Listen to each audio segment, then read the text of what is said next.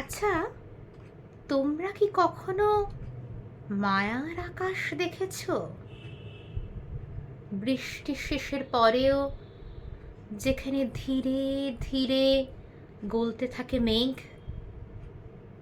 নিরাভরণ শরীরে শুধু এক মুঠো বিদ্যুৎকে সঙ্গী করে পারদ সম উষ্ণতায় গলতে থাকে মেঘ। ঝাপটা আসে দমকা হাওয়ার, বন্ধ দরজা খুলে যখন এক মুহূর্তের জন্য গিয়ে দাঁড়াই পুরনো ঝুল বারান্দায়, আজও গলতে থাকে মেঘ, যেন এক পারদ সম উষ্ণতায়। মাধবীলতা সে তো এখন বাস্তুহারা। চাপা অভিমানেরা হয়তো অবসরেও তাই দূরের কোনো রাজপথের অপেক্ষায়। ধারাপাতের হিসেবে দূরত্ব অনেক, শুধু মধ্যরাতে অকাল বর্ষণ। বৃষ্টি শেষের পরেও তাই আজও মায়ার আকাশে গলতে থাকে মেঘ। টুপ টুপ করে নেমে আসতে থাকে বিরহী বসন্তরা,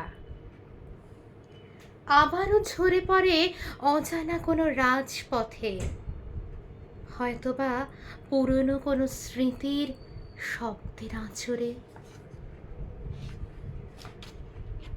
সাদা পাতায় আবারও গলতে থাকে মেঘ, এক এক করে ভিড় করে আসে রূপকেরা, জমতে থাকে শ্যাওলা আবারও কোনো বিষাদগ্রস্ত রাতে।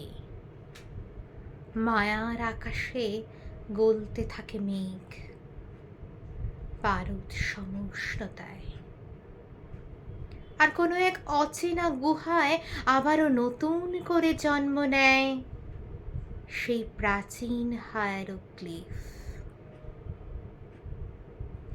নমস্কার বন্ধুরা, আপনারা শুনছিলেন আমার স্বরচিত একটি কবিতা, সেই প্রাচীন হায়ারোগ্লিফ। কবিতাটি প্রকাশিত হয়েছে আমার সদ্য প্রকাশিত নতুন কাব্যগ্রন্থ বৃষ্টি ভেজা সৃষ্টিগুলোতে। আশা করি কবিতাটি আপনাদের ভালো লাগবে এবং আপনারা অবশ্যই আমাকে জানাবেন আপনাদের কেমন লাগলো এই কবিতাটি। এই কবিতার এই কাব্যগ্রন্থটি প্রকাশিত হয়েছে লালমাটি প্রকাশনার হাত ধরে। ধন্যবাদ জানাই আপনাদের সকলকে। ভালো থাকবেন।